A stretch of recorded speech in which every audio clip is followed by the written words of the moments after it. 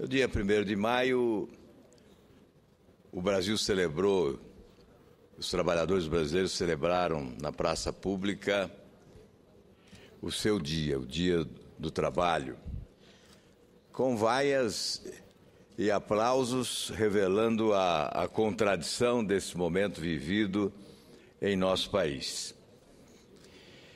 A propósito, faço referência a uma ação no Ministério Público Federal, aliás, que o Ministério Público Federal ingressou na Justiça Federal contra a decisão da direção do IBGE, Instituto Brasileiro de Geografia e Estatística, de suspender a pesquisa nacional por amostra de domicílios contínua, PNAD contínua. E reproduz o trecho, nós abordamos essa questão desta tribuna, a suspensão inspirada por motivação política, exatamente para não se revelar a realidade do desemprego no nosso país no ano eleitoral. E o Ministério Público aciona a Justiça Federal. O Procurador da República, Ailton Benedito, afirma: a decisão de suspensão das divulgações dos resultados da PNAD contínua teve unicamente a finalidade de impedir que a população tivesse conhecimento da real conjuntura brasileira no que se refere ao nível de desemprego, em contradição com a propaganda do governo federal. E continua: a conduta do IBGE caracteriza flagrante desrespeito aos preceitos constitucionais e legais da publicidade, impessoalidade, moralidade e acesso à informação. A pesquisa ampliada do IBGE sobre o mercado de trabalho, sem dúvida, tem o potencial de derrubar mitos disseminados pelo governo da presidente Dilma sobre o emprego no país. A retórica presidencial sofreu mudanças nos últimos tempos. Vejamos algumas dessas mudanças. No dia 29 de 1 de 2013, a presidente Dilma afirmava: nós hoje no Brasil vivemos uma situação especial. Nós vivemos uma situação de pleno emprego. O mito revisto. Dia 17 de 7 de 2013, a mesma presidente Dilma: nós chegamos próximos do pleno emprego. Então, não estávamos em pleno emprego. Depois, no dia 14 de junho de 2013, o Brasil é hoje um país que, em meio à crise econômica das mais graves, talvez a mais grave desde 1929, é um país que tem a menor taxa de desemprego do mundo. Depois, o mito revisto. Hoje nós temos uma das menores taxas de desemprego do mundo, no mesmo discurso. Ou seja, a contradição exposta no mesmo discurso. A pesquisa ampliada, que começou a ser divulgada neste ano, mostra a taxa mais alta de 7,1% na média de 2013 e, sobretudo, desigualdades regionais. No Nordeste, o desemprego médio do ano ficou em 9,5%. Em comparação com o resto do mundo, não há nada excepcional na taxa brasileira. É semelhante, por exemplo, à dos Estados Unidos, 6,7% em março, que os Estados Unidos ainda se recuperam de uma das mais graves crises de sua história. O desemprego no Brasil é menor que o de alguns países europeus, mas supera o de emergentes como Coreia do Sul, 3,9%, China, 4,1%, México, 4,7% e Rússia, 5,6%, além de ricos como Japão, 3,6%, Noruega, 3,5% e Suíça, 3,2%. Dados do IPEA mostram que o desemprego atual é semelhante, por exemplo, ao medido na primeira metade dos anos 90. Temos o menor desemprego da história, disse Dilma, no dia 23 de 12 de 2012. O mito não foi revisto. Se nós considerarmos aqueles que não procuram emprego, mas se encontram desempregados, chegamos a 38%. São 38% de brasileiros já na faixa etária destinada à busca do emprego. São 38% que estão sem ocupação definida, não possuem ocupação e não procuram emprego, por isso não constam das estatísticas do desemprego que são anunciadas pelo governo. É por isso que nós nos lembramos, senador Rubem Figueiredo, de Israel, que dizia: existem mentiras deslavadas e as estatísticas de Israel. Nós constatamos isso hoje. Nesse discurso que nós nos reportamos a pronunciamentos da presidente Dilma, nós poderíamos identificar as mentiras deslavadas e agora a estatística escondida, já que o nosso IBGE, recebendo ordens de natureza política, suspende a divulgação desta pesquisa APNAD contínua. Vamos abordar ainda outra faceta deste tema. O desemprego cai e gastos reais. Cai segundo as estatísticas, e os gastos reais com o seguro pago a desempregados, esses gastos crescem. Por conta do seguro-desemprego foram pagos recursos da ordem de 27,6 bilhões de reais em 2012. Por conta do seguro-desemprego foram pagos recursos da ordem de 31,3 bilhões em 2013. Portanto, de 2012 para 2013 tivemos um acréscimo de cerca de 4 bilhões. Por conta do seguro-desemprego foram pagos recursos da ordem de 9,7 bilhões de reais até 17 de abril deste ano. Portanto, no início deste ano, 9,7 bilhões de reais. Aí há uma contradição gritante. A estatística oficial fala em redução do desemprego, mas os valores aplicados através do seguro-desemprego crescem, e crescem significativamente. Esse mistério, qual é o mistério do seguro-desemprego no Brasil? Nos últimos anos, o mercado de trabalho brasileiro tem mostrado um saldo líquido de contratações e uma diminuição da taxa de desemprego conforme as estatísticas oficiais. Esse fenômeno causa perplexidade até mesmo entre os especialistas.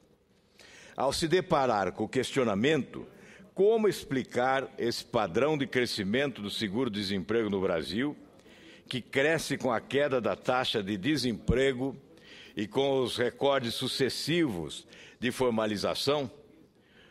O competente economista Manceto Almeida responde que isso não é uma pergunta simples de responder, mas ele explicita duas hipóteses.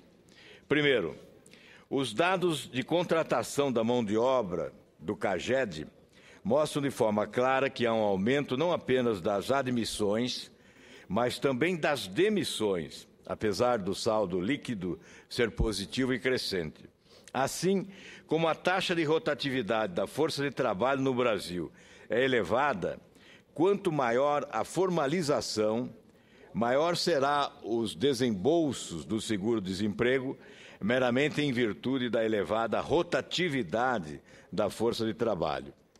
Segundo, deve-se reconhecer que mais de 80% dos trabalhadores contratados no Brasil, segundo os dados do CAGED, do Ministério do Trabalho, ganham até 2 salários mínimos.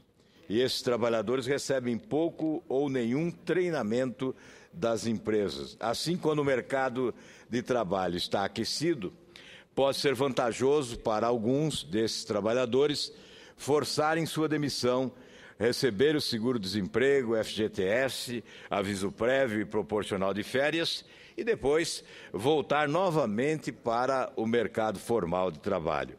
Essa hipótese foi originalmente levantada pelo professor José Márcio Camargo, da PUC, do Rio de Janeiro. E complementa o economista Mansueto: não há perspectiva de que os gastos com seguro-desemprego e abono salarial sejam reduzidos nos próximos anos. A única maneira de o governo reduzir a despesa com seguro-desemprego é aumentando os controles sobre o programa e exigir que os trabalhadores que recebem o seguro participem de cursos de treinamento ministrados, por exemplo, pelo Senai. No mais, há que se pensar em mecanismos que reduzam a elevada rotatividade da mão de obra brasileira. Relatórios da Secretaria do Tesouro Nacional, com o resultado fiscal do governo, igualmente atribuem o aumento dos gastos com seguro-desemprego no Brasil à alta rotatividade do emprego, nas faixas salariais mais baixas. Ressalto fraudes no seguro-desemprego como um fator preocupante. Em apenas 3 operações da Polícia Federal sobre fraudes no seguro-desemprego entre novembro de 2012 e setembro de 2013, foi identificado o desvio de 56 milhões em pagamento de auxílios indevidos. A propósito, este é um tema que merece ser objeto de debate entre os candidatos à presidência da República, longe dos mitos e com os pés na realidade. Eu aproveito, senhor presidente, para complementar com mais uma história da contabilidade criativa, que é a forma de obscurecer a real situação. É a forma de obscurecer a real situação do emprego no país e também das contas públicas. Essa contabilidade criativa ganha contornos cada vez mais ousados.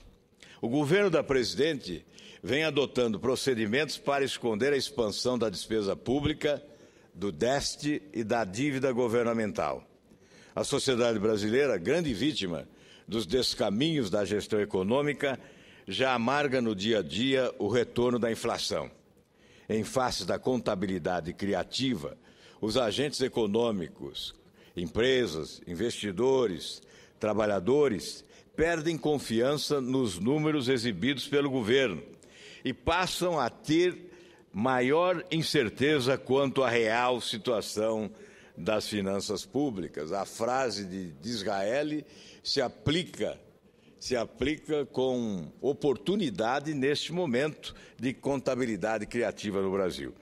O novo malabarismo fiscal, expressão que moldura editorial do jornal Estado de São Paulo nesta segunda-feira, consiste no adiamento dos repasses e pagamentos devidos, inclusive da área social, para evitar que os números comprovem a persistente deterioração da política fiscal e ampliem a desconfiança com relação ao governo da presidente que busca avidamente a sua reeleição. Nós não podemos esquecer que o governo da presidente Dilma já havia se utilizado desse estratagema nefasto no final de 2013, quando postergou os repasses do Sistema Único de Saúde para estados e municípios, vitais para o custeio da assistência médica à população. Agora, pasmem, senhores senadores, o governo estendeu a prática para a Previdência Social, o Fundo de Amparo ao Trabalhador, o Bolsa Família e o programa Minha Casa, Minha Vida. Segundo o levantamento realizado pelo jornal O Globo, na esfera da Previdência, o governo negociou com o Conselho Nacional de Justiça o adiamento para novembro dos pagamentos de precatórios, normalmente feitos em abril. O resultado só aparecerá em dezembro, depois da eleição presidencial. Portanto, é a estratégia de dourar a pílula em razão do pleito eleitoral que se avizinha. Estão sendo igualmente adiados os repasses para os bancos de aposentadorias de até um salário mínimo e para pagamento do Minha Casa, Minha Vida. Tudo em nome da eleição de outubro. Os pagamentos devidos mas adiados já somam 10 bilhões de reais. Vale tudo, todos os malabarismos possíveis e imagináveis para alcançar a meta de superávit primário, que em fevereiro foi revista para 91,3 bilhões, ou 1,9% do PIB, projetado para 2014. Era de 2,1% do PIB. A propósito, a meta de superávit primário fica a cada dia mais distante. E há um outro tormento, senhor presidente. Este ainda mais grave porque certamente assalta as famílias brasileiras de baixa renda. A inflação. Nesse contexto, o governo da presidente Dilma vem sendo leniente com a inflação, que já se projeta em mais de 9% no setor de serviços. Alimentos subiu em média de 2011 para cá, no geral, 9,2%. A alta acumulada dos serviços no primeiro trimestre em educação, cursos regulares, foi de 8,52% para 7,53% em 2013.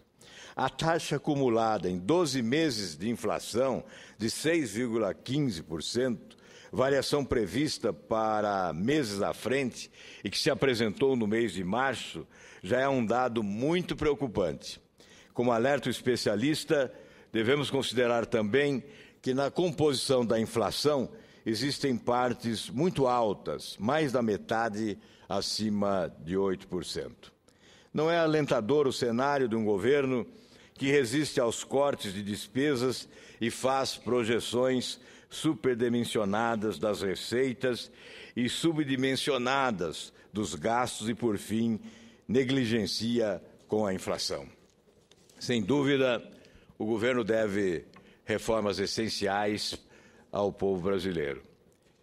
Essas reformas foram ignoradas ao longo do tempo em razão do imediatismo governamental ou da incapacidade de gestão que é consequência do modelo adotado de composição que atende aos interesses da imensa base aliada num verdadeiro balcão de negócios. É evidente que, além de aumentar despesas com a criação de paralelismos dispensáveis, de superposição de ações, gastos crescentes de custeio, comprometendo a capacidade financeira de investir em setores fundamentais para o povo brasileiro, além desta questão de conteúdo, que é a consequência do modelo que tem que ser combatido, modelo que tem que ser substituído. Além disso, há também como consequência do modelo a incompetência de gestão.